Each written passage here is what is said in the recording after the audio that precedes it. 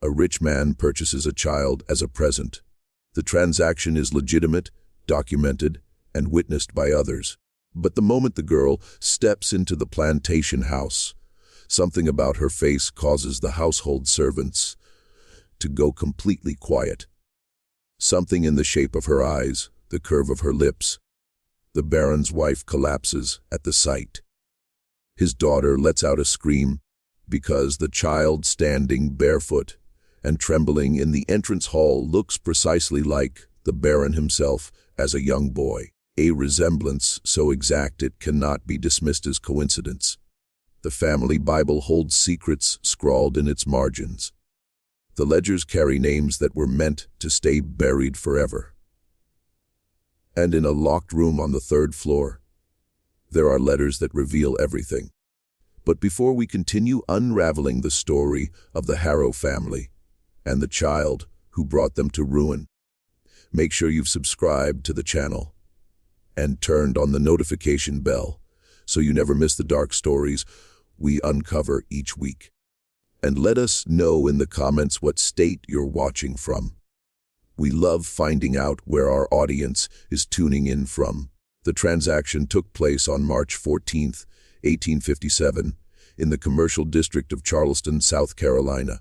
The morning had opened with thick, gray fog rolling in off the harbor, carrying with it the scent of salt and fish and the distant sound of ship bells. Baron Wilhelm Harrove, a title he had purchased during a trip to Bavaria 15 years earlier, along with a fraudulent coat of arms and an invented lineage, entered the auction house on Meeting Street with a clear purpose in mind. His daughter Constance would turn 16 in 2 weeks, and he had promised her something extraordinary. The Baron was 53 years old, though he looked older. Years of rich food and expensive wine had thickened his waist and weathered his face.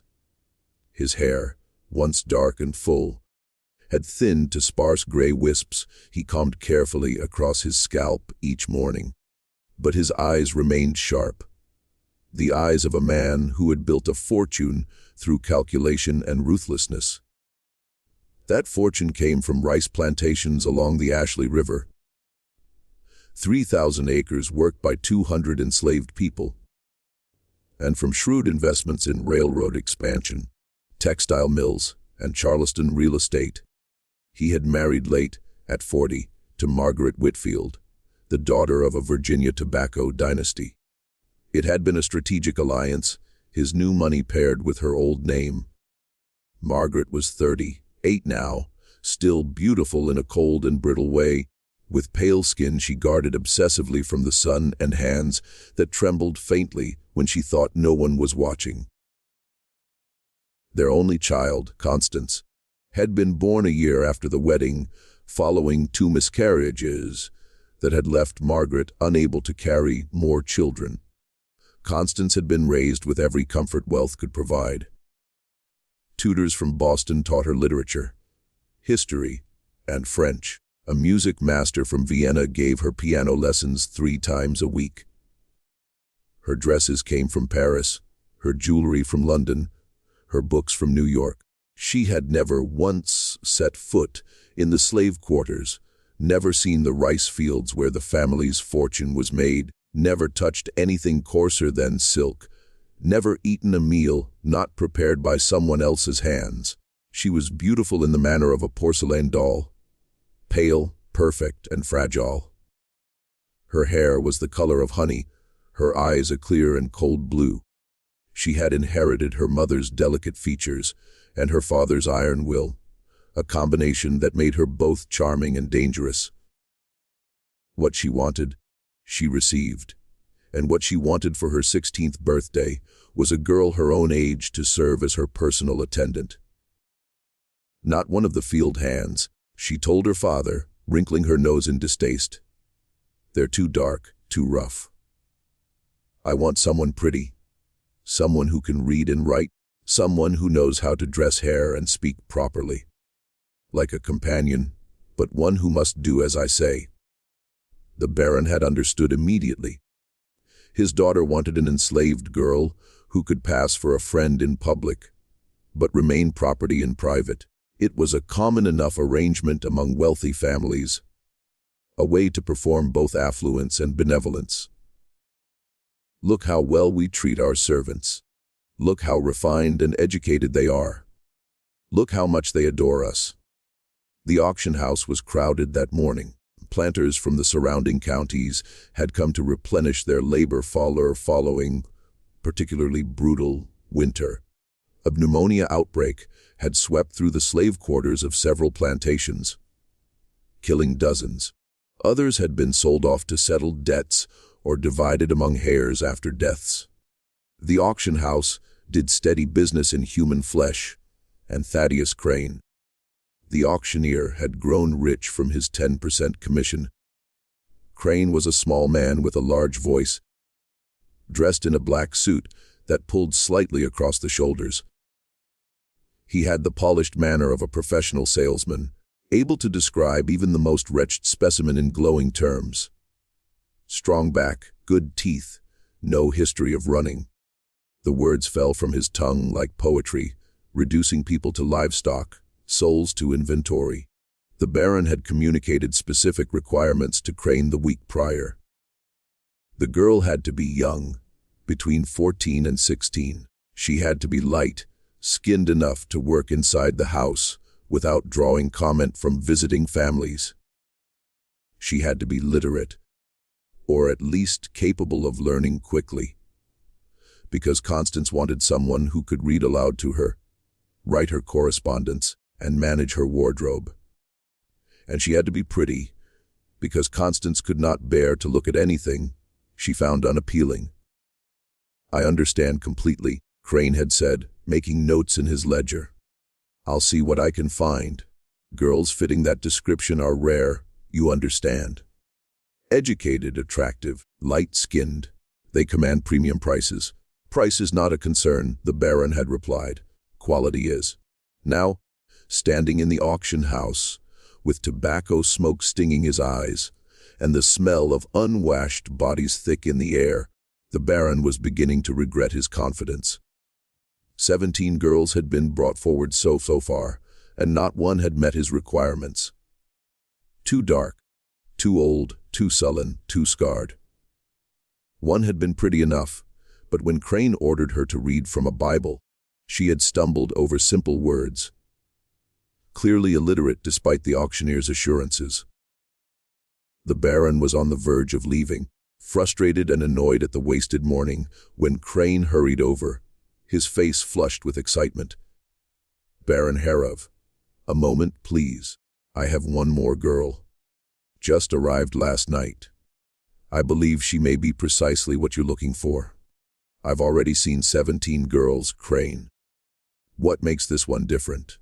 She came from an estate sale in Georgia. The previous owner was a schoolteacher's widow who passed away recently. The girl was raised in the house and educated alongside the woman's own children. She can read, write, and cipher. 14 years old. Light complexion. Good health. The estate needed to liquidate quickly to settle debts, so the price is actually quite reasonable." The Baron's interest stirred despite his frustration. "Bring her out." Crane disappeared into the back room and returned moments later with the girl. The Baron's first impression was that she was too thin. Her dress, a faded calico that had been mended repeatedly with mismatched thread, hung loose on her frame, suggesting she had lost weight recently. Her feet were bare, the soles hardened and cracked from walking on rough ground. Her hair, a mass of dark curls that caught the light in shades of brown and bronze, had been tied back with a piece of string. Her hands were clasped in front of her, and she kept her gaze fixed on the floor. The posture of someone who had learned to make herself invisible. But her face made him stop. She had large dark eyes, set wide apart beneath straight dark brows, a nose that was straight and perfectly proportioned, and a mouth that was perhaps too generous for classical beauty, but striking nonetheless, with a full lower lip that suggested both sensuality and stubbornness. Her skin was the color of honey in sunlight, pale enough to pass in certain circles, ambiguous enough to raise questions in others. There was something aristocratic in the bone structure, something that suggested refinement despite her circumstances. "What's your name?" the Baron asked. "Eliza, sir." Her voice was soft but clear and educated. No trace of the Gullah accent common among coastal slaves. No hint of the field hand's rough speech. She spoke like a lady's maid, like someone trained to serve in refined households. "Look at me." She raised her eyes slowly, reluctantly. They were remarkable, dark and intelligent, with long lashes that cast shadows on her cheeks. There was exhaustion there, and something else, a kind of resigned dignity, as though she understood exactly what was happening and had already calculated her chances of survival. The Baron felt a strange sensation in his chest, something he could not quite identify. Recognition. Impossible. He had never laid eyes on this girl before. And yet there was something familiar about her features, something pulling at the edges of memory. "Can you read?" "Yes, sir." "And write and cipher?" "Mrs. Brennan taught me." "Mrs. Brennan was your previous owner?" "Yes, sir." "She was a schoolteacher before her marriage. She taught her own children at home and allowed me to learn alongside them. She said it was a sin to keep anyone in ignorance. Even," she stopped abruptly, as if realizing she had said too much. "Even slaves?" the Baron finished. "Yes, sir." "And this Mrs. Brennan, she passed away recently?" "6 weeks ago, sir. Consumption. Her son inherited the property, but he lives in Savannah and had no interest in keeping the household. He sold everything. The house, the furniture, the land. And," she paused, swallowing, "and us." "How many of you were there?" "7, sir. I was the last to be sold." The Baron circled her slowly, the way he might examine a piece of furniture or assess a horse.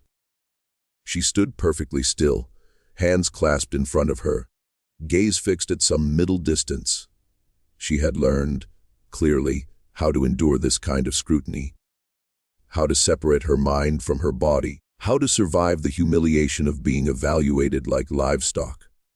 He took note of details as he moved around her. The way her dress, though faded and mended, was clean and carefully pressed. The way her hair, though plainly arranged, was neat. The way she held herself with quiet dignity despite her circumstances. This was a girl who had been raised with some degree of care, some education, some sense of her own worth, which would make her both more useful and more dangerous. "How much?" he asked Crane. "For this one, 800. She's educated, healthy, no history of running or disobedience. The estate provided a documentation of her good character." "That's a fair price, Baron. You won't find better." It was, in fact, quite steep for a girl her age. Field hands sold for 400 to 600, and even skilled craftsmen rarely commanded more than 1,000. But the Baron did not haggle. He wanted to return home, present his daughter with her gift, and be done with the unpleasantness of slave markets. The smell of the place was turning his stomach, and the sounds, children crying, mothers pleading, Crane's cold efficiency as he catalogued human beings like merchandise, were beginning to disturb him in ways he did not care to examine. He paid in cash, counting out $800 in banknotes while Crane prepared the bill of sale. The document was simple, legally binding, and utterly routine. Received of Wilhelm Harrove the sum of $800 for one Negro girl named Eliza, aged 14 years, sound in body and mind, warranted against the vices and maladies prescribed by law. This 14th day of March, 1857. Crane signed with a flourish, pressed his seal to the page, and handed the document to the Baron. "She's yours, sir. I'll have my wife clean her up and provide proper clothing. She'll be delivered to your residence this evening. See that she arrives before dinner," the Baron said. "My daughter is eager to meet her." He left the auction house without looking back at the girl, without seeing how her hands briefly tightened before relaxing again, without noticing the single tear that slid down her cheek before she pressed it away with the back of her hand. The Baron walked the 6 blocks to his home, a 3-story Georgian mansion with a walled garden and a view of the harbor. The house had been built in 1803 by a rice planter who died in a duel, and the Baron had purchased it 15 years ago when he arrived in Charleston with his new fortune and his newly acquired title. He had spent a small fortune renovating it. New wallpaper from France, new furniture from England, new chandeliers from Italy. It was a showpiece, designed to impress visitors and cement his standing in Charleston society. Margaret was in the morning room when he arrived, working on her embroidery. She glanced up as he entered, her needle pausing mid-stitch. "Did you find something suitable?" she asked. "I did. A girl from Georgia, 14 years old, educated, light-skinned, exactly what Constance requested."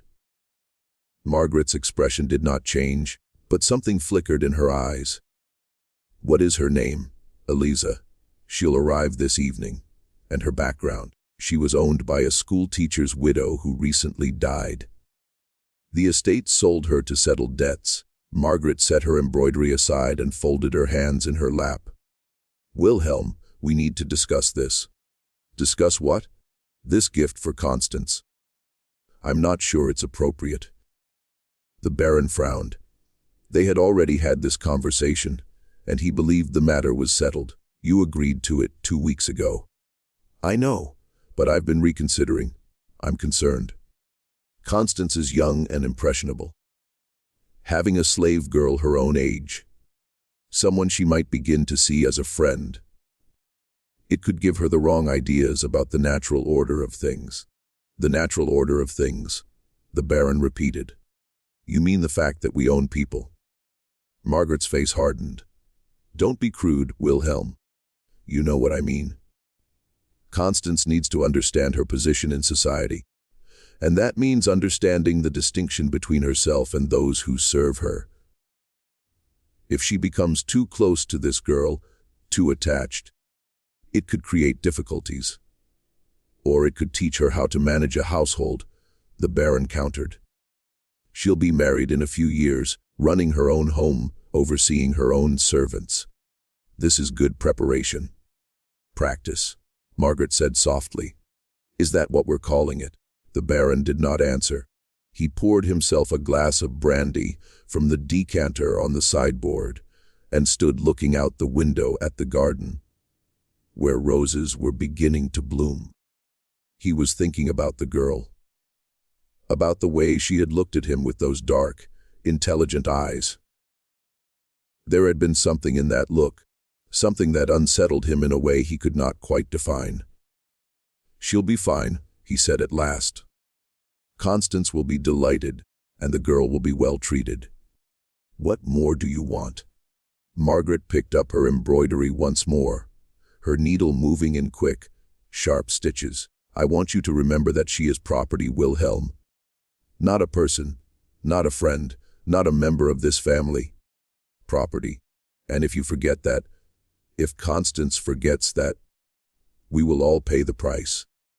The Baron drained his glass and left the room without responding. He went to his study, locked the door, and sat at his desk staring at the bill of sale. $800 for a human being. $800 for a girl who could read and write and think and feel. $800 for someone's daughter, someone's child, someone's entire world. He had made hundreds of such purchases over the years. Thousands, if you counted every enslaved person bought for his plantations. But this one felt different somehow. This one felt personal. He could not have said why. The girl arrived at the Harrove house at 7 that evening, just as the sun was sinking below the harbor. The sky blazed orange and purple, and the air had cooled slightly, bringing some relief from the day's heat. Mrs. Crane had done her work well. Eliza had been bathed, her hair properly dressed in a neat bun at the nape of her neck, and she wore a simple but clean gray dress with a white collar and cuffs. She looked like a lady's maid, presentable and respectable. Thomas, the head butler, opened the door. He was a tall and dignified man in his 50s, with gray hair and the bearing of someone who had spent his entire life in service to wealthy families. He had been with the Harroves for 10 years and ran the household with quiet efficiency. "You must be Eliza," he said, his voice neutral. "Come in. The family is in the parlor." He led her through the entrance hall, and Eliza caught a brief impression of wealth and elegance. Marble floors, crystal chandeliers, oil paintings in gilded frames, furniture polished to a gleam. It was a different world from the modest house, where she had lived with Mrs. Brennan, and infinitely removed from the slave quarters where she had been born. The parlor was on the first floor, a large room with high ceilings and tall windows overlooking the garden.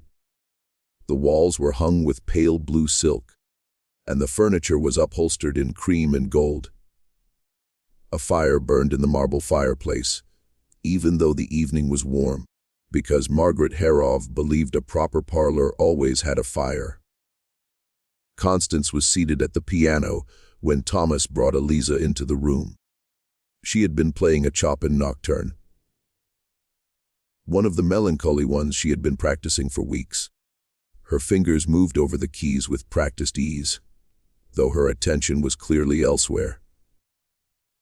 She was thinking about her birthday, about the gift her father had promised, about the new servant who would belong to her and her alone. When Thomas cleared his throat, she stopped mid-phrase and turned on the bench. Her eyes went wide when she saw Eliza. "Oh," she breathed. "Oh, Papa." "She's perfect." She stood and crossed the room quickly, silk skirts rustling. She circled Eliza the way her father had that morning, examining her from every angle. Eliza stood perfectly still, hands clasped in front of her, eyes lowered. "Look how pretty she is," Constance said, reaching out to touch Eliza's hair. "And her skin is so light, she could almost pass for white. Couldn't she? If you didn't know, you might think she was just a poor relation or something." "Constance," Margaret said sharply, "don't handle her like that. It isn't proper." "But she's mine, isn't she?" "Papa said she's my birthday present." "She is your servant, not a doll. There is a difference." Constance pouted, but stepped back. "What is your name?" she asked. "Eliza, miss." "Eliza what? Just Eliza, miss?" "Well, that won't do. You need a proper name. I'll call you Eliza Gray, because of your dress. Do you like that?" "Yes, miss." "Thank you, miss. Can you really read and write?" "Papa said you could." "Yes, miss. Say something in French." Eliza hesitated. Mrs. Brennan had taught her some French, but she was far from fluent. "Je m'appelle Eliza," she said carefully. "Enchantée de vos rencontres." Constance clapped her hands with delight. "Oh, how wonderful. We can practice French together, and you can help with my correspondence and read to me when I'm bored." And she stopped suddenly, her smile fading. She was looking at Eliza's face, really looking at it for the first time. Something in the girl's features had snagged her attention. The shape of the eyes, the line of the jaw, the way the light fell across her cheekbones. "Papa," she said slowly, "doesn't she look like someone we know?" Margaret Harrove, who had been sitting by the fire with her embroidery, looked up sharply. Her eyes landed on Eliza's face, and for a long moment she simply stared. Then, very slowly, she set the embroidery hoop aside. Her hands were shaking. "Wilhelm," she said, her voice barely above a whisper. "Where did you get her?" The Baron, who had been standing by the window with a glass of brandy, turned to face his wife. "I told you. The auction house on Meeting Street." "Why? Is something wrong?" Margaret did not answer. She was staring at Eliza with an expression that was difficult to read. Shock, certainly, but also something that looked like recognition and fear. "Look at her face, Wilhelm. Look at her. Really look." He did. And for the first time, he saw what his wife had recognized immediately. What Constance had sensed without understanding. The girl's features, the wide, set eyes, the straight nose, the shape of her jaw, the curve of her mouth, were familiar. Disturbingly familiar. He had seen that face before, in old daguerreotypes, in portraits hanging in his study, in the mirror when he was young. It was his own face. Or rather, the face he had worn as a child, before age and excess had thickened his features and coarsened his skin, rendered in female form, with darker skin and softer lines, but unmistakably his bloodline. The resemblance, once noticed, was impossible to dismiss. The Baron felt the room tilt slightly. He set down his glass with care, afraid he might drop it. "What is your name?" Margaret asked, her voice unsteady. "Your full name?" "Eliza, mem. Just Eliza." "What was your mother's name?" The girl hesitated. She had been trained not to speak unless spoken to, not to volunteer information, not to create trouble. But something in Margaret's tone demanded an answer. "My mother's name was Sarah, ma'am. Sarah Brennan." Margaret made a sound that was half gasp, half sob. She rose abruptly, swaying slightly, and Thomas rushed forward to steady her. "I need to lie down," she said. "Wilhelm, I need to speak with you. Privately now." The Baron was confused, his thoughts racing to make connections he did not want to make. "Margaret, what, now, Wilhelm?"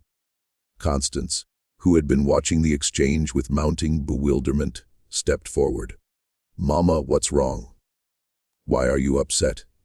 "Nothing, darling. Just a headache. Thomas, take the girl upstairs to the spare room beside Constance's bedroom. We'll sort this out later." Thomas nodded and gestured for Eliza to follow him. As they left the parlor, Eliza glanced back once, and her eyes met the Baron's. In that brief moment, he saw something in her expression that turned his blood cold. She knew, somehow, impossibly. She knew exactly who he was and what he had done. Her mother must have told her. Perhaps Sarah had described the man who had fathered her child. The wealthy young Baron who had used her and walked away. Perhaps she had shown Eliza a sketch or a newspaper illustration.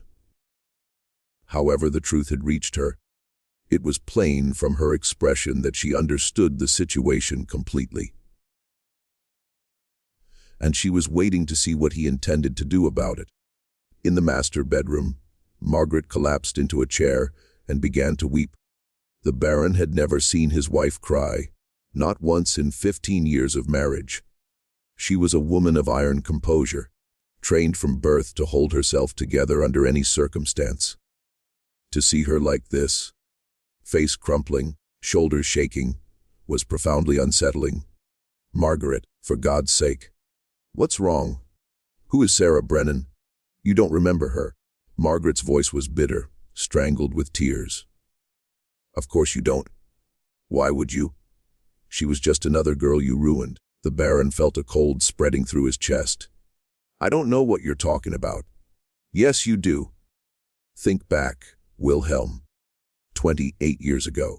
You were 25, newly arrived in Charleston, trying to establish yourself in society. You were invited to a house party at the Brennan estate in Georgia. Do you remember?" He did, vaguely. It had been a long time ago, before his marriage, before his fortune was fully settled. He had been young, ambitious, and not particularly careful about his conduct. The Brennan estate had been one of the largest in Georgia, and an invitation there had been a mark of social acceptance. He had spent a weekend drinking, gambling, and cultivating connections with wealthy planters. "There was a girl there," Margaret continued, her voice steadier now, sharpened by anger. "A house servant, very young, very pretty, light-skinned. The daughter of one of the Brennan slaves, and it was rumored, though no one said it aloud, that old Mr. Brennan himself was her father. Her name was Sarah. The memory was returning now, hazy and uncomfortable, like something glimpsed through dirty glass. There had been a girl. He had been drunk through most of that weekend, celebrating some business success he could no longer recall. There had been a late night encounter in the garden, or perhaps in one of the outbuildings. He honestly could not remember the details. It had seemed inconsequential at the time, the sort of thing young men did without stopping to think about consequences. She had been pretty and available, and he had been drunk and careless. You're saying that girl, Eliza, is the daughter of that Sarah? I'm saying she is your daughter, Wilhelm. Your daughter by Sarah, which makes her Constance's half-sister. And the girl you just purchased as a birthday gift for your legitimate daughter is your own flesh and blood. The Baron sat down heavily on the edge of the bed. The room seemed to sway, and a wave of nausea moved through him that had nothing to do with the brandy. You can't know that with certainty, he said. But his voice lacked conviction. Look at her face. She looks exactly as you did at that age. I've seen the portraits in your study, Wilhelm. The resemblance is impossible to mistake, and the timing fits perfectly. If Sarah became pregnant that summer, the child would be 14 years old now. Exactly Eliza's age. The Baron put his head in his hands. He was thinking about the girl, about the way she had looked at him with those dark, intelligent eyes. His eyes. His daughter's eyes. But how did you know about Sarah? He asked at last. Margaret's laugh was harsh and brittle. Because I have always known about your past, Wilhelm. Before we married, my father had you investigated. He wanted to be sure there were no scandals that might embarrass the family. The investigator turned up several indiscretions, including your encounter with Sarah Brennan. But Sarah had been sold away from the Brennan estate shortly after that summer, and there was no evidence of a child. So my father judged it an acceptable risk. He never imagined you would be foolish enough to purchase your own bastard daughter at auction. The Baron felt sick. He thought about all the years he had congratulated himself on his business acumen, his social achievements, his careful management of his reputation. And now, with one careless transaction, he had brought his greatest shame directly into his own home. Margaret. I didn't know. I swear to you, I had no idea. Of course you didn't. You never troubled yourself to think about consequences, did you? You took what you wanted and moved on, never stopping to consider that your actions might produce a living, breathing human being who would one day stand in your parlor and look back at you with your own eyes. They sat in silence for a long moment. From somewhere in the house, they could hear Constance's voice, bright and cheerful, talking to Eliza. The Baron thought about his daughter, his legitimate daughter, and the gift he had just given her. A sister she would never be permitted to acknowledge, a blood relation she would treat as property. What do we do? He asked finally. Margaret's face had gone hard, her tears dried, her composure restored. We do nothing. We tell no one. Constance must never find out. Society must never find out. As far as anyone is concerned, Eliza is simply a slave girl you purchased at auction. Nothing more. But Margaret, there is no but, Wilhelm. Think carefully about what would happen if the truth came out.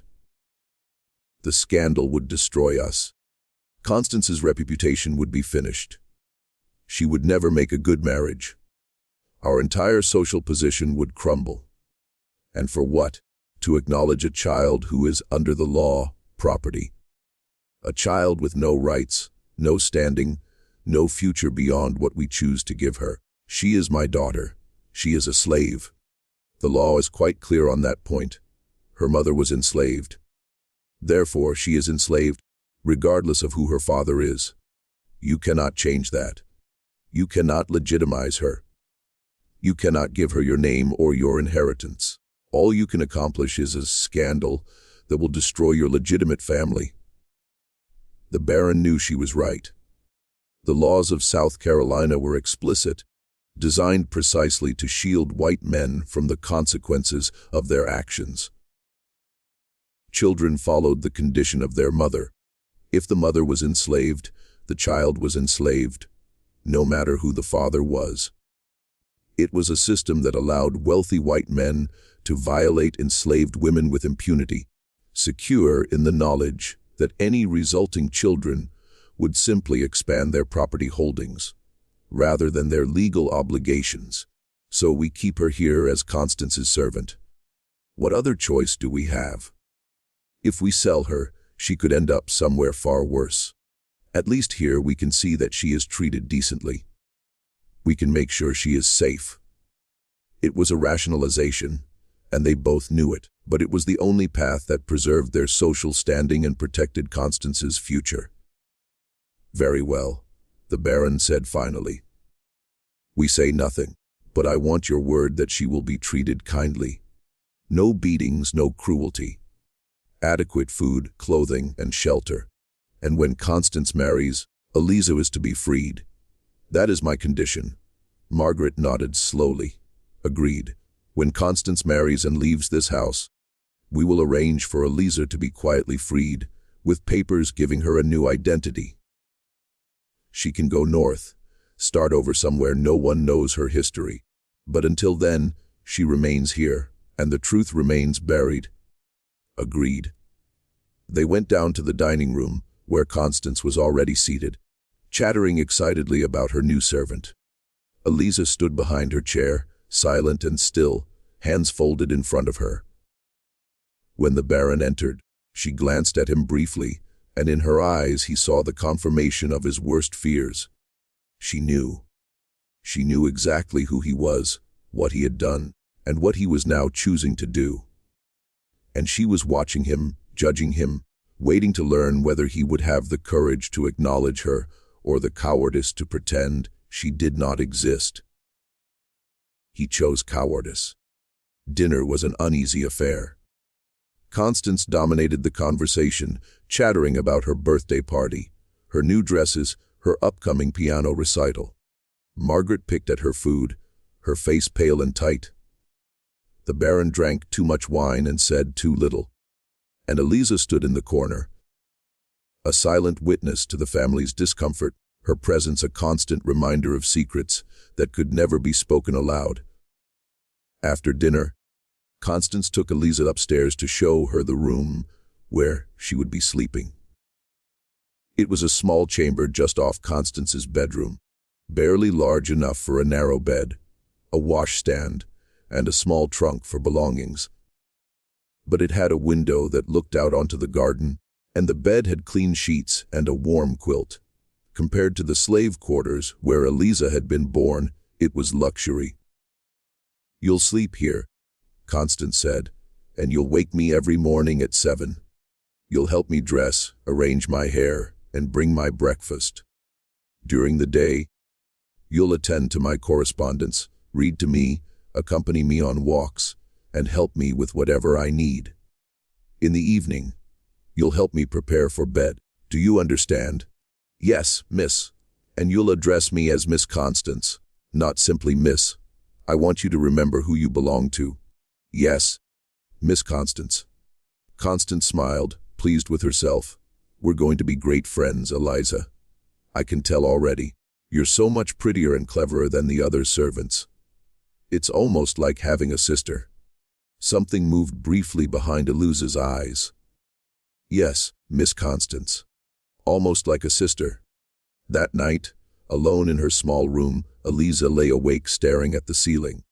She was thinking about her mother, about the last conversation they'd had before the estate sale.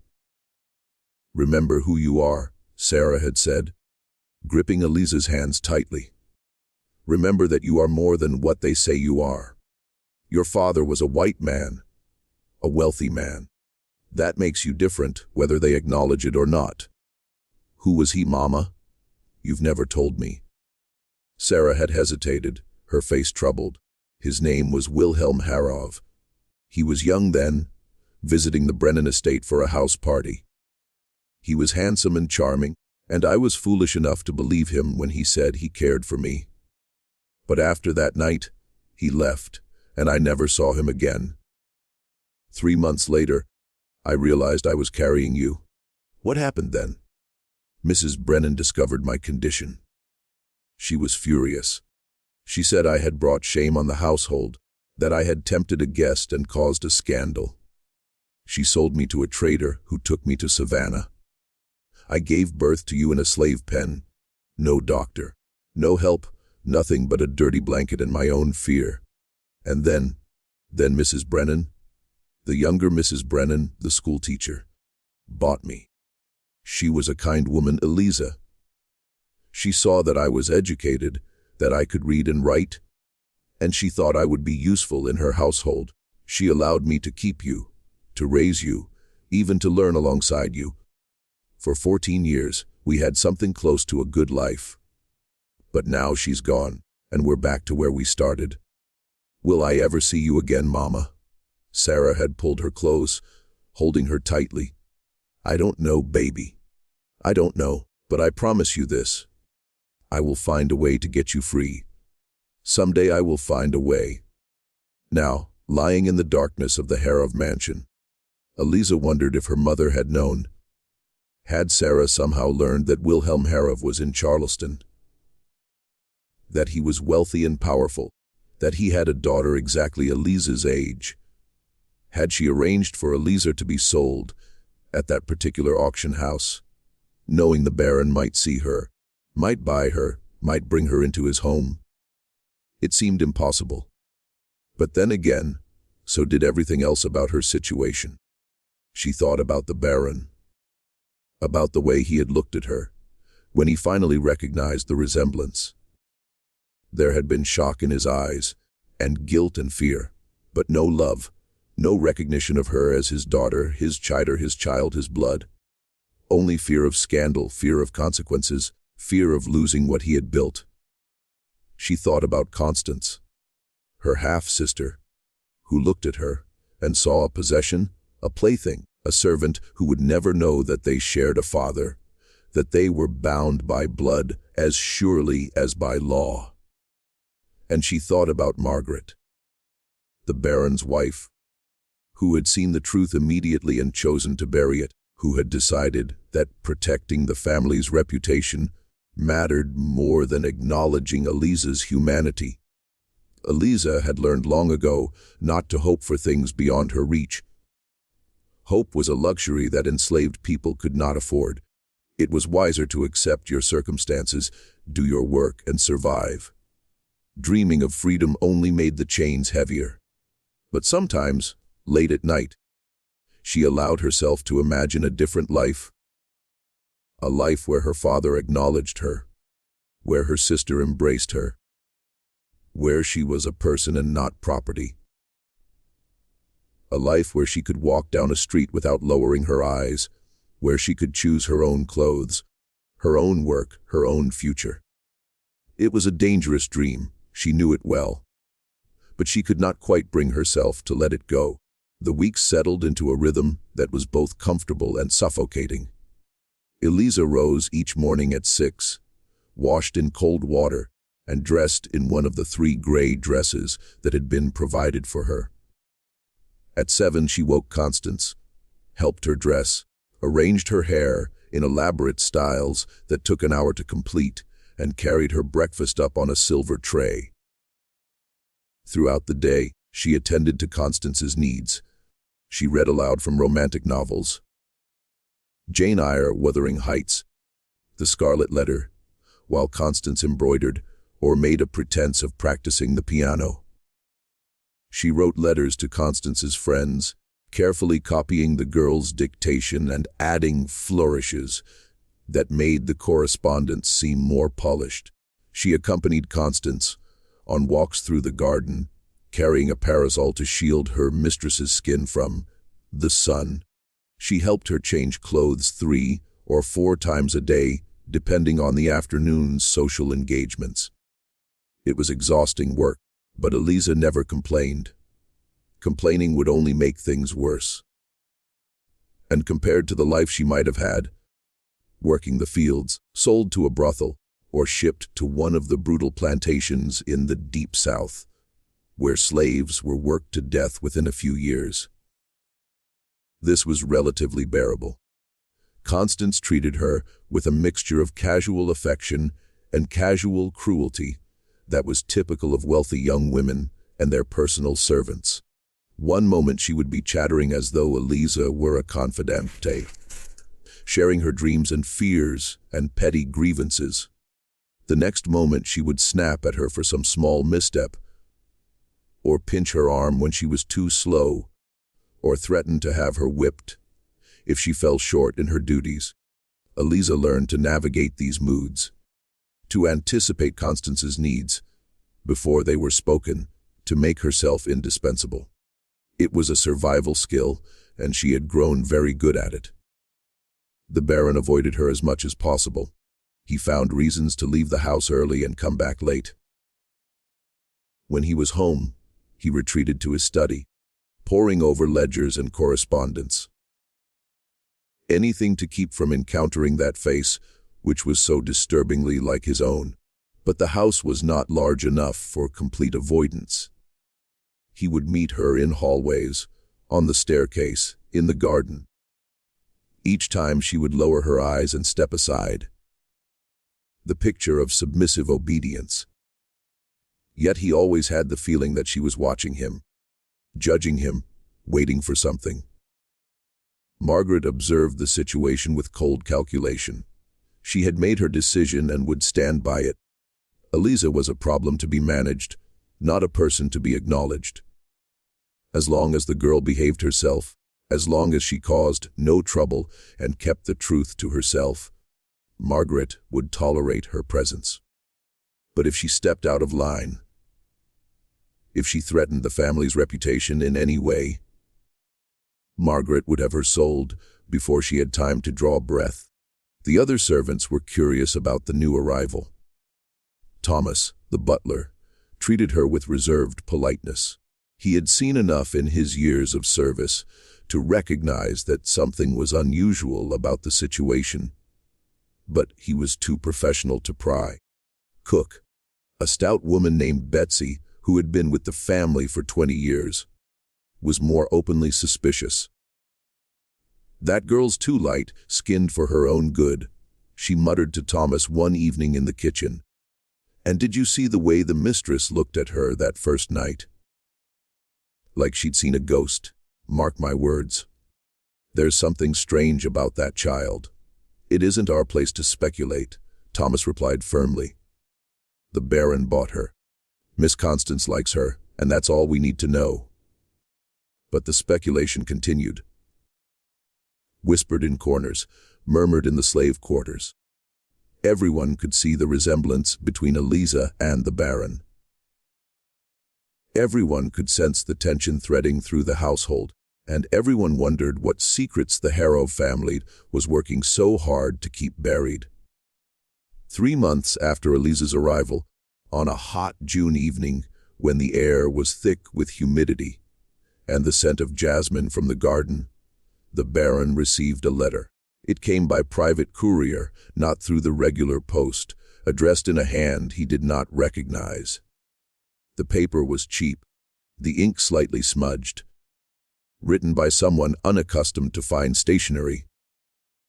Inside was a single sheet with a brief message in a neat, educated hand.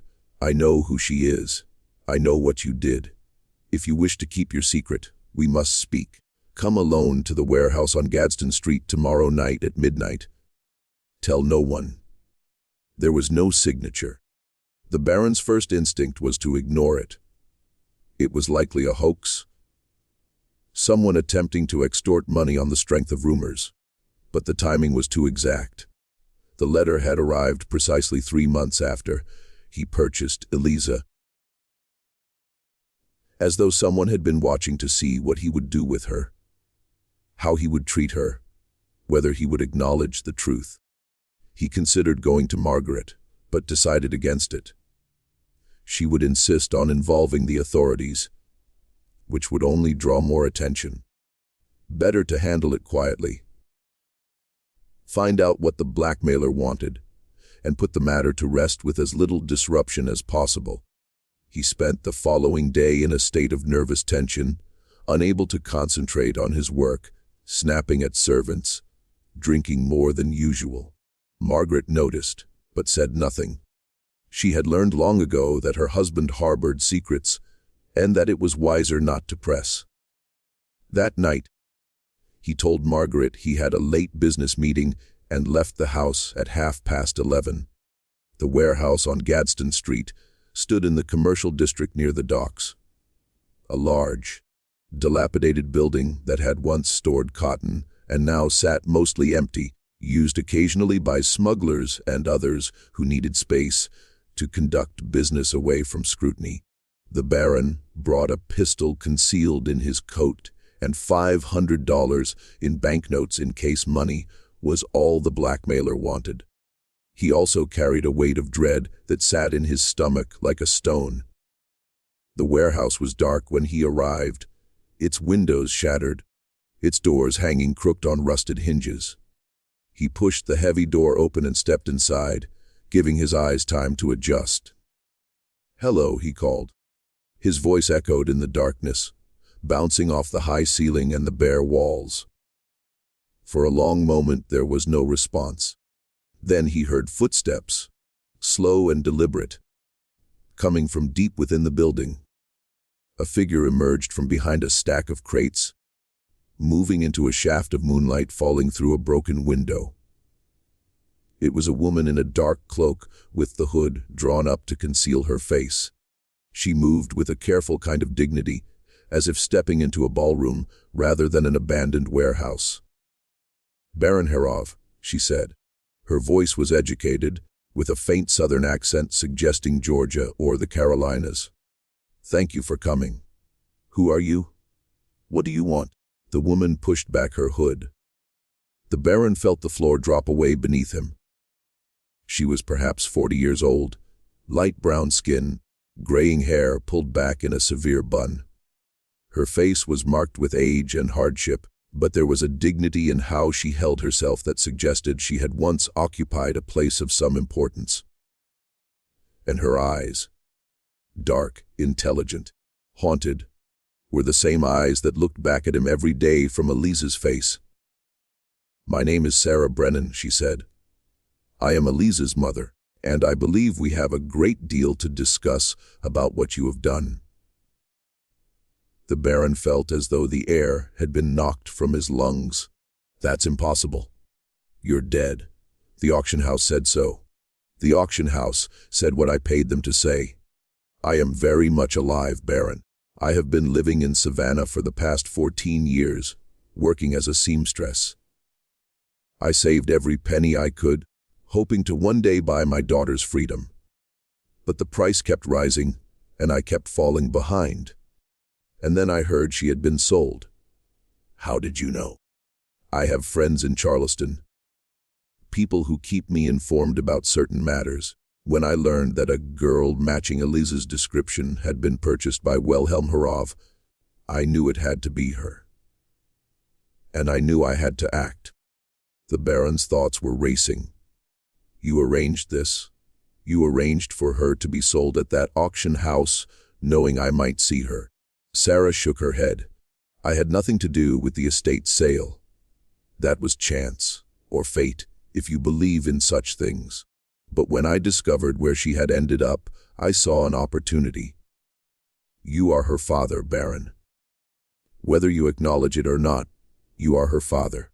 I thought that if you saw her, if you recognized her, you might find the courage to do what is right. The right thing," the Baron repeated bitterly. "And what exactly would that be? Free her. Acknowledge her. Give her a chance at a real life." The Baron let out a short, harsh laugh that rang off the empty walls. "You have no idea what you are asking. Even if I wanted to free her, which would raise all manner of questions, she would never be safe. Legally, she's a runaway. Anyone could claim her, sell her, do whatever they pleased with her. The only protection she has is belonging to me. Then give her papers. Manumission papers. Make it legal. And how would I explain that? I purchased her 3 months ago. Why would I suddenly free her? People would ask questions. They would investigate. The truth would surface. My wife, my daughter, my social standing. Everything I have built would be destroyed. Sarah stepped closer, her eyes blazing with an intensity that made him take a step back. The truth should come out. You violated me, Baron. I was 15 years old. You violated me in the garden of my master's house while the other guests were drinking and laughing inside. You left me pregnant and utterly alone. When Mrs. Brennan learned of my condition, she sold me to a trader who took me to Savannah. I gave birth to Eliza in a slave pen with no doctor, no assistance, nothing but a dirty blanket and my own terror. I have spent 14 years trying to give her a better life, trying to protect her, trying to save enough to buy her freedom. And now you have purchased her like a piece of furniture, brought her into your home to serve your legitimate daughter. And you are telling me you cannot free her, because it might cause a scandal. The Baron felt a wave of shame so acute it was almost physical. He had spent years avoiding this memory, telling himself it had not been as bad as he remembered, burying it under layers of wealth and respectability. But hearing Sarah describe it in her own words, hearing the grief and fury in her voice, made it impossible to look away. I am sorry, he said quietly. I know that is inadequate, but I am genuinely sorry. I was young and drunk and foolish, and I gave no thought to what my actions might cost someone else. If I could go back and undo what I did, I would. But you cannot, so instead you must make it right. Free Eliza. Give her the future she deserves. I can't. Not without destroying my family, my wife, my daughter. They would be ruined by the scandal. Constance would never make a good marriage. Margaret would be cast out of society. Everything I've spent my life building would be gone. And what about my daughter? Sarah's voice rose, filling the empty space. Doesn't she deserve a family? Doesn't she deserve to be free? Or does she not matter? Because she is black, because she is enslaved, because she is the product of your crime. They stood facing one another in the dark, separated by an unbridgeable gulf of race, class, and law. The Baron knew that Sarah was right. Eliza deserved freedom. She deserved to be acknowledged as his daughter, deserved a life beyond servitude. But he also knew that giving her those things would cost him everything. I cannot free her, he said at last, his voice heavy. But I can give you my word that she will be cared for. She will never be sold, never be beaten, never be harmed. She'll have food, clothing, shelter. She'll be educated and protected. And when my daughter marries, I will arrange for Eliza to be freed quietly, with papers giving her a new identity. She can go north and begin again, somewhere no one knows her history. That is the best I can offer. Sarah's face crumpled, tears streaming down her cheeks. That is not enough. She is my daughter. I want her with me now. I want her free now.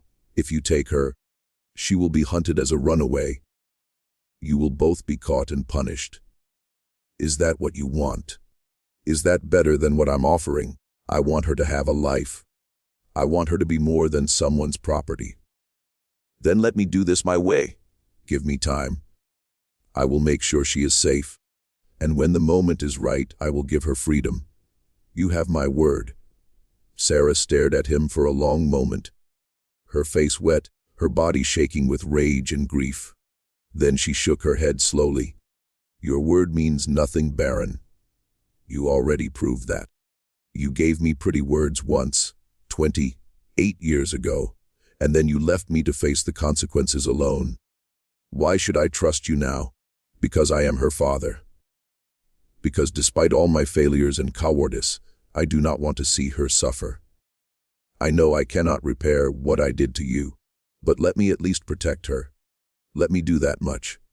Sarah pulled her hood back up, hiding her face in shadow. "I don't have any choice, do I? I cannot fight you. I cannot take her by force. I don't have money to purchase her or power to free her. All I can do is trust that you will keep your word." She paused. "But know this, Baron. If you break your promise, if you harm her, if you fail to free her when the time comes, I will make certain the world knows what you did. I will tell your wife, your daughter, your friends, the newspapers. I will stand on street corners and shout the truth if I must. I will destroy you the way you destroyed me. Remember that." She turned and walked toward the door, her footsteps fading into the darkness. At the threshold, she stopped and looked back. "She knows. Eliza knows who you are. I told her everything before the estate sale. I wanted her to understand where she came from, who her father was, what he had done. So when you look at her, when you see her serving your legitimate daughter, remember that she knows. She knows you are her father. She knows you are choosing your reputation over her freedom. Live with that, Baron. Live with the knowledge that your own daughter sees you for exactly what you are." Then she was gone, slipping into the night and leaving the Baron alone in the empty warehouse with his guilt, his shame, and his impossible choices. He stood there for a long time, staring at the door through which Sarah had disappeared. He was thinking about Eliza, about the way she looked at him with those dark, knowing eyes. His daughter, his blood, and he was choosing to keep her enslaved, to maintain the fiction that she was merely property, merely a servant, merely another entry in his ledgers. He had made a promise to Sarah, but he had no clear idea how to keep it. Freeing Eliza would require careful planning, perfect timing, and a convincing explanation that would not invite scrutiny. It could take years, and in the meantime, he would have to live with the knowledge that his own daughter was enslaved in his house, waiting on his legitimate daughter, treated as property instead of family. The irony was almost unbearable. He had spent his entire life accumulating wealth and status, constructing a fortress of respectability around himself. And now that fortress had become a prison, trapping him in a situation entirely of his own making, forcing him to choose between his reputation and his conscience. He chose his reputation. He had been making that choice his whole life. He returned home and went directly to his study, where he poured himself a large glass of brandy and sat in the darkness. The house was quiet, everyone asleep. But he could feel Eliza's presence, could imagine her lying awake in her small room, thinking about her mother, thinking about freedom, thinking about the father who had bought her and refused to name her. He drank until the bottle was empty, until the guilt was numbed enough to endure. Then he stumbled upstairs to bed, where Margaret lay sleeping, her face peaceful in the moonlight. She did not stir when he climbed in beside her, did not wake when he lay there staring at the ceiling, counting the hours until dawn. Upstairs in the small room beside Constance's bedroom, Eliza lay awake, listening to the house settle around her. She had heard the Baron leave late that night and had watched from her window. As he moved down the street toward the commercial district, she did not know where he had gone or why, but she could guess. Her mother had told her she would try to reach the Baron, would try to negotiate Eliza's freedom. Eliza had begged her not to, knowing it was futile, but Sarah had refused to stand by. "I cannot bear the thought of you living as a slave," she had said, "especially not in the house of the man who fathered you. I have to try, Eliza, even if it's hopeless." Now, lying in the dark, Eliza wondered what had transpired at that meeting. Had her mother pleaded for her freedom? Had the Baron refused? Had he made a promise he had no intention of keeping? She would probably never know. Sarah could not risk making contact directly, could not risk being seen near the Harrove house. They were separated now, perhaps permanently, by the walls of slavery and the Baron's cowardice. Eliza had long since learned not to hope for things beyond her reach. But sometimes, late at night, she allowed herself to imagine a different ending to her story. One where her father acknowledged her, where her mother came for her, where she walked away from this house and never looked back. It was a dangerous dream, but it was all she had, and she held on to it. The months turned slowly, summer giving way to autumn, autumn to winter. Charleston's weather cooled a little, though it never became truly cold. The household settled into its routines, familiar and suffocating in equal measure. Constance grew more demanding as the weather worsened. She wanted constant attention, constant entertainment, constant reassurance that she was beautiful and adored. Eliza provided all of it with patient efficiency, reading to her for hours, fanning her when she was too warm, warming her hands when she was cold, brushing her hair until it gleamed. The Baron watched from a distance, tormented by guilt and by paralysis. He had promised Sarah he would free Eliza when Constance married, but he still had no clear path to doing so without causing a scandal. He had consulted lawyers, carefully, hypothetically, about the process of manumission and its legal requirements. The answers were discouraging. Freeing a slave in South Carolina required a petition to the state legislature, public notice in newspapers, testimony from white citizens vouching for the slave's good character, and proof that the freed person would not become a burden on the public. It was a lengthy and expensive process designed to discourage manumission, and it would inevitably draw attention to Eliza, which was precisely what the Baron wanted to avoid. He considered other possibilities.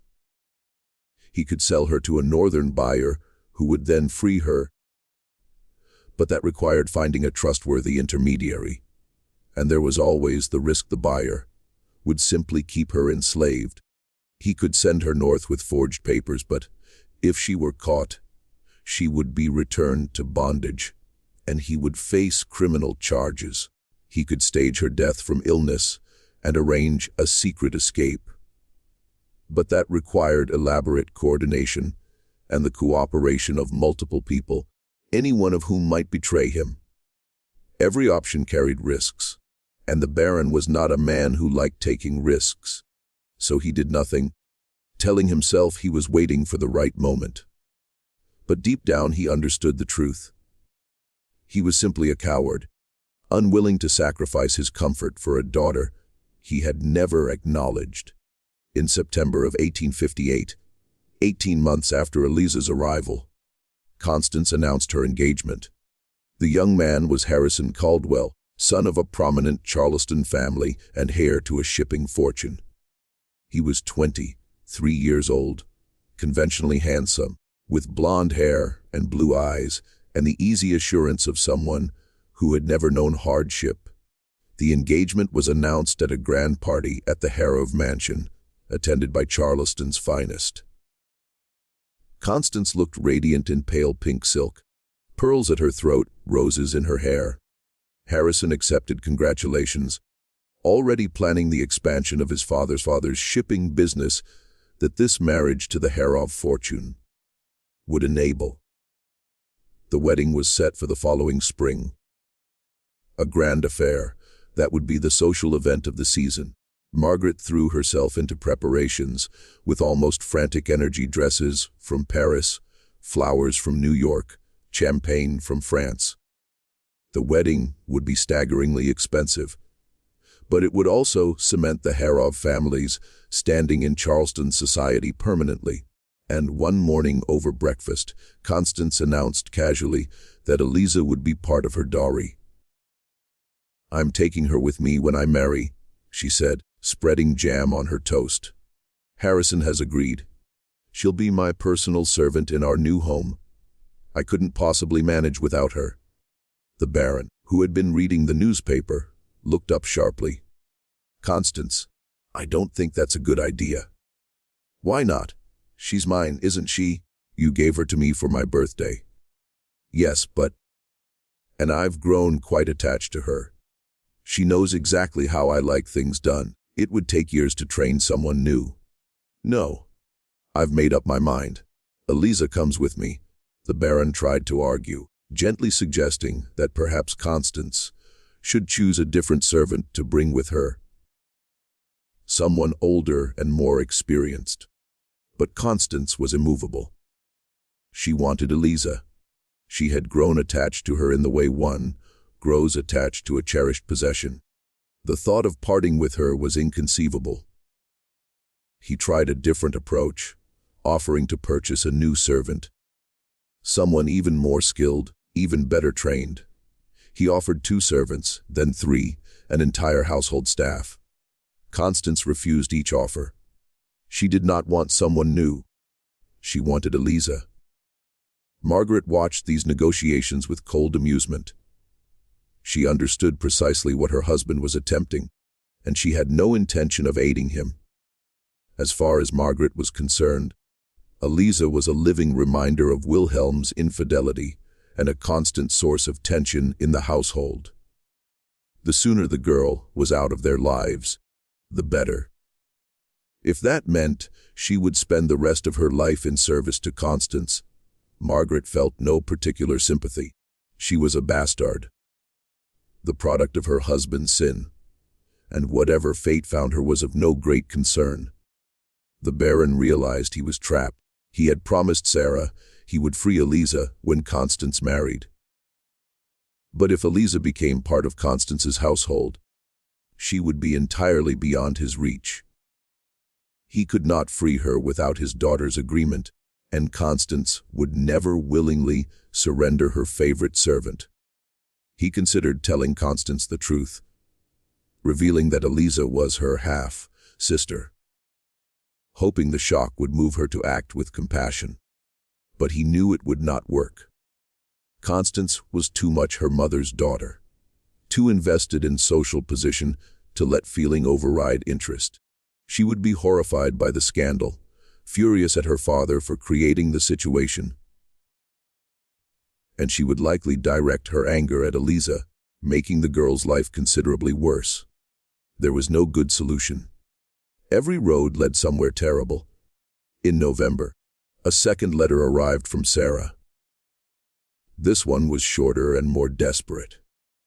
"You promised you would free her when Constance married. I've heard she is to be part of the dowry, that she will go with your daughter to her new home. You are breaking your promise. If you do not act soon, I will." The threat was unmistakable. Sarah's patience was running out. If the Baron failed to act, she would act herself, whatever the cost. The Baron knew he had to do something. He simply did not know what. The answer came from an unexpected quarter. In December, a yellow fever epidemic swept through Charleston. It was a mild outbreak by historical standards. 30 deaths, compared to the hundreds claimed by the epidemic of 1854, but still enough to send the city into a panic. Wealthy families fled to the countryside, businesses shuttered, streets emptied as residents barricaded themselves indoors, burning tar and sulfur to drive off the disease. The Harrove family made preparations to retreat to their plantation on the Ashley River, taking most of the household servants with them. But 2 days before their planned departure, Eliza fell ill. It began with a headache, severe and throbbing, so intense she could barely stand. Then came the fever, burning hot, leaving her skin clammy and her eyes glassy. Then the chills, violent enough to shake her whole body despite layers of blankets. By evening she was delirious, crying out for her mother, speaking in fragments that made no sense.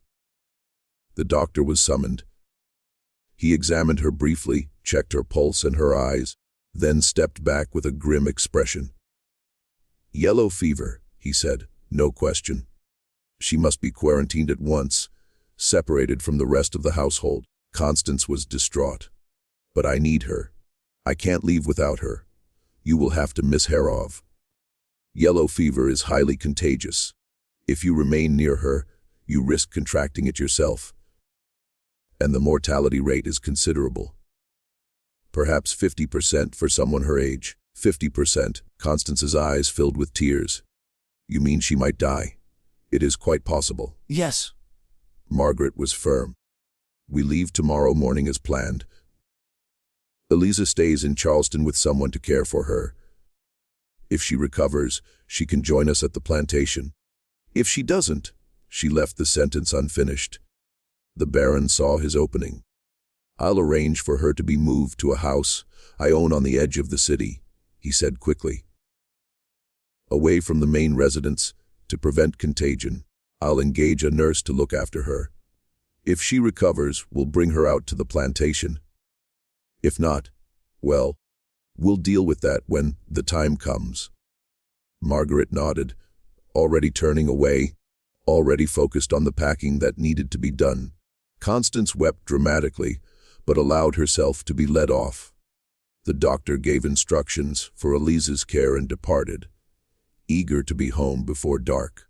The Baron moved quickly. He arranged for Eliza to be transferred that very night to a small house he owned on the city's edge. A property purchased years earlier as an investment and rarely visited.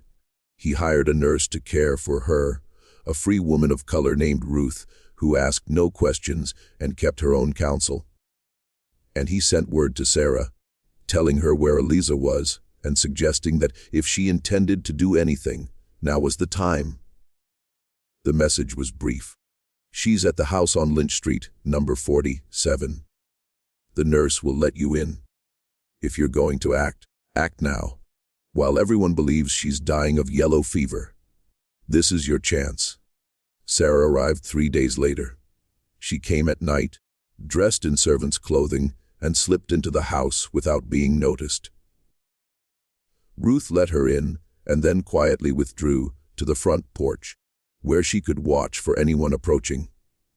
Eliza was still feverish, drifting in and out of wakefulness, her skin hot and dry, her breathing shallow. But when she saw her mother, her eyes focused, and she reached out with a trembling hand. "Mama," she whispered. "You came." Sarah knelt beside the bed, taking Eliza's hand in both of hers, tears falling freely. "Of course I came, baby. Of course I came. How are you feeling?" "Terrible. Everything hurts." Am I dying? "No. You're going to be all right. The fever is breaking. You're going to be fine." "Where am I?" "A house on Lynch Street. The Baron moved you here when you fell ill. And tonight we are leaving. We? You and me. I have money. Enough to reach Philadelphia. We'll go north, change our names, start over. You'll be free, Eliza. I promise you, you will be free." Eliza wanted to believe her, but she had learned not to count on happy endings. What if we're caught? Then we'll be caught. But at least we'll have tried. I won't let you remain a slave, Eliza. Not anymore. You deserve better. You deserve freedom. But the Baron gave us this chance. I know. I don't know if it's guilt or fear or some last flicker of conscience. But he told me where you were, and he's made certain the nurse will look away. This is our moment. We have to take it. They left that night, as soon as Eliza was strong enough to walk. Sarah had brought clothes for her, plain and dark, the kind a free servant might wear. She had also brought forged papers, purchased at considerable expense from a man in Savannah, who specialized in such documents. The papers identified Eliza as Elizabeth Freeman, free woman of color, born in Savannah, Georgia, 1843. It was not much protection. Slave catchers were skilled at detecting forgeries. But it was better than nothing. They slipped out of the house just after midnight, when the streets were empty and still. Ruth watched them go, then went inside and bolted the door. Come morning, she would tell anyone who asked that Eliza had died during the night, that she had wrapped the body in a sheet and arranged for a pauper's burial.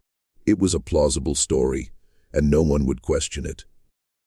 Yellow fever killed fast, and the bodies of enslaved people were rarely given much ceremony. Sarah and Eliza moved through the dark streets, keeping to the shadows, avoiding the night watch.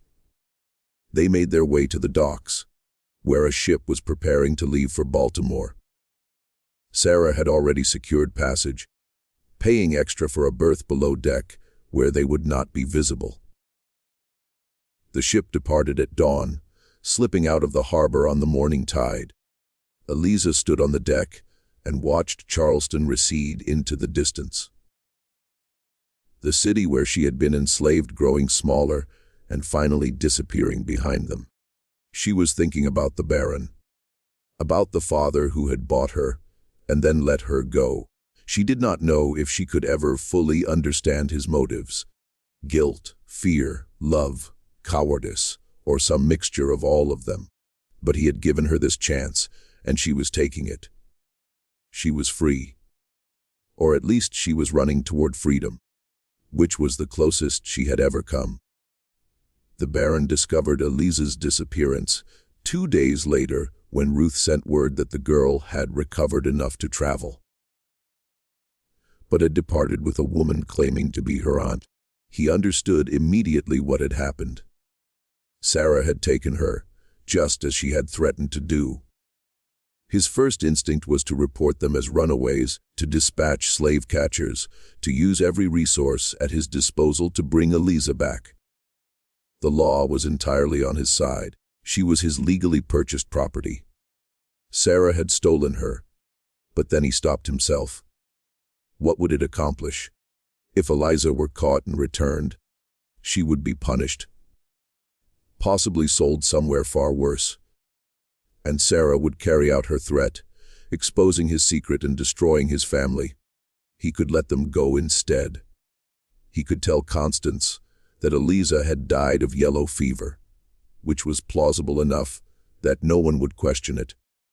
He could mourn publicly, feel privately relieved, and never have to face his guilt again. It was the coward's choice. But the Baron had been a coward all along. He wrote a brief letter to Ruth instructing her to tell anyone who inquired that Eliza had succumbed to yellow fever and been buried in a pauper's grave. He paid her generously for her silence. $100, more than she saw in a full year's work.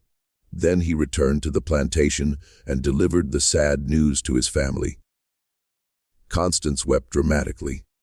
She had lost her favorite servant, her companion, her near friend. For weeks she was inconsolable, refusing meals, refusing to leave her room, refusing to be comforted. Margaret offered perfunctory condolences, but seemed privately relieved. The girl had been a source of strain in the household. Now she was gone. Problem resolved. The Baron said nothing, retreating to his study with his brandy and his memories. He never saw Eliza again. He never learned whether she and Sarah made it safely to Philadelphia, or were caught somewhere along the way, or disappeared into some unmarked fate.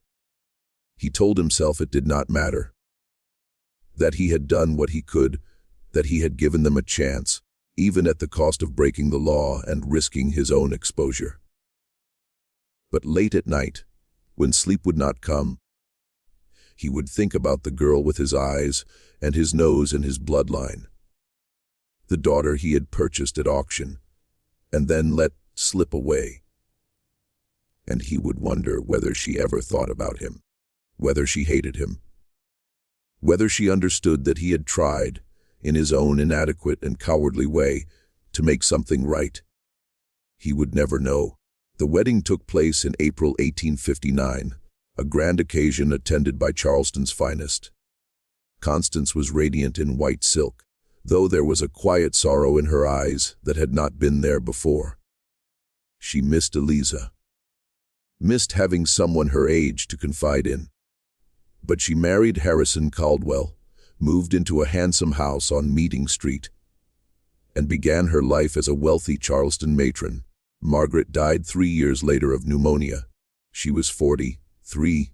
Still beautiful, still cold, still keeping secrets. The Baron remarried within the year. A widow from Savannah named Catherine Thornton, and had no more children. He lived long enough to watch the Civil War dismantle everything he had known, watched his fortune dissolve as the Confederacy collapsed, and died in 1869, a diminished man in a diminished South. His last words, whispered to the priest attending his deathbed, were, "Tell her I'm sorry. Tell Eliza I'm sorry." The priest, who had no idea who Eliza was, nodded and murmured prayers for the dying man. The Baron closed his eyes and was gone, taking his secrets with him into whatever came next. Constance and Harrison had 4 children together. They lost everything in the war, but rebuilt their lives in Atlanta, starting over in a new business. Constance never spoke of Eliza, the servant girl who had died of yellow fever so long ago. If she ever suspected the truth about the girl's identity, she never said so. Some secrets were simply too dangerous to voice, even in memory. As for Eliza, history is silent on what became of her. There are no records of Sarah and Eliza Brennan arriving in Philadelphia in 1858. No census entries, no city directories, no newspaper mentions. They vanished entirely, which was probably by design. Runaway enslaved people who wished to remain free learned to erase their pasts, to adopt new names and new histories, to become invisible. But there is one intriguing detail, uncovered by a historian researching free black communities in Philadelphia during the 1860s. In the 1870 census, there is an entry for a dressmaker named Elizabeth Freeman, described as a mulatto woman operating a thriving shop on Chestnut Street. The entry notes she had arrived in the city before the war and built a solid reputation for quality work and fair prices. She lived with an older woman named Sarah Freeman, listed as her mother. No mention of their origins, no indication of where they had come from or how they had learned their trade. But the timing fits, and the profession, dressmaking, was precisely the trade Sarah Brennan had practiced in Savannah. And the name Elizabeth Freeman could easily have grown from Eliza, with Freeman chosen for its unmistakable symbolism. If Elizabeth Freeman was indeed Eliza Harrove, then she lived to see slavery abolished, lived to see her people freed, lived to build a life entirely on her own terms. She would have been in her late 20s when the war ended, young enough to start over, old enough to understand what freedom truly meant. She never married, according to the census records. She lived with her mother until Sarah's death in 1875, and then alone, operating her shop, sustaining herself by her own labor. She died in 1891, at the age of 48, of tuberculosis. She was buried in Eden Cemetery, beneath a simple stone that read, Elizabeth Freeman 1843 to 1891, free at last. Whether she ever thought about the Baron, about the father who had purchased her and then let her go, we will never know. Whether she forgave him, or despised him, or simply moved past him, is lost to history. What we do know is this: she survived. She escaped. She built a life beyond slavery, beyond the Harrove mansion, beyond the chains that had bound her. And perhaps that is the only ending that matters. The Harrove mansion on Trad Street still stands, converted now into a museum. Tourists move through the elegant rooms, admiring the period furniture and the portraits in their frames. One portrait hanging in the study shows Baron Wilhelm Harrove in his prime, a handsome man with dark eyes, a straight nose, and a confident, calculating smile. If you look closely at that portrait and allow yourself to imagine, you might see a resemblance to a girl who once stood in that same room, barefoot, shivering, waiting to learn her fate. A girl who carried the Baron's face and his blood, who was his daughter in every way that counted, except the only one that mattered under the law. The museum guides do not mention her. There is no plaque, no explanation, No acknowledgement that she ever existed. The official record of the Harrove family contains no trace of an enslaved girl named Eliza who served Constance Harrove briefly before dying of yellow fever in 1858. It is as if she left no mark on the world at all. But if you stand in that study long enough, if you let the weight of history press down on you, you might sense her there. You might imagine her in the corner, watching, waiting, judging. You might hear the whisper of her voice, asking the question that runs beneath every story of this kind: how could you? And you might wonder, as the Baron wondered in his final years, whether some debts can ever truly be settled. Whether saying "I'm sorry" is enough. Whether giving someone a chance at freedom cancels out the crime of having enslaved them in the first place. The answer, of course, is no. Some wrongs are too great to be undone. Some wounds do not heal. The Baron purchased his own daughter at auction, kept her enslaved in his household, and watched her wait on his legitimate daughter for 18 months before finally, reluctantly, giving her a path to escape. That is not redemption. It is merely a slightly less terrible conclusion to a terrible story. But it is the ending we have. And perhaps in the end, that is all history can give us. Not justice, not redemption, not even understanding. Just the facts laid bare, and the quiet, persistent question of what we would have done in their place. What do you make of this story? Do you believe the Baron did enough to atone for what he'd done? Do you think Eliza and Sarah made it safely to freedom? Or were they caught and brought back? Let us know your thoughts in the comments below. If you found this story compelling and want more like it, subscribe to the channel, hit the notification bell, and share this video with someone who loves uncovering the hidden corners of history. We'll see you in the next one.